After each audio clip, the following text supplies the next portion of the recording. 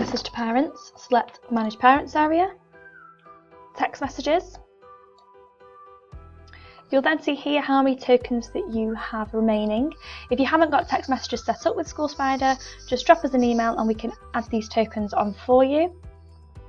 Select Send a new text message.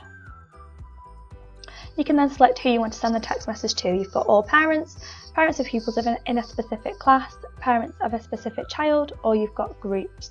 And then all you're going to do is just pop your title in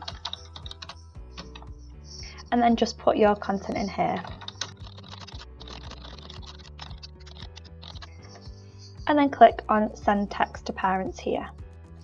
You can view any text messages that you've sent by just selecting the blue plus here.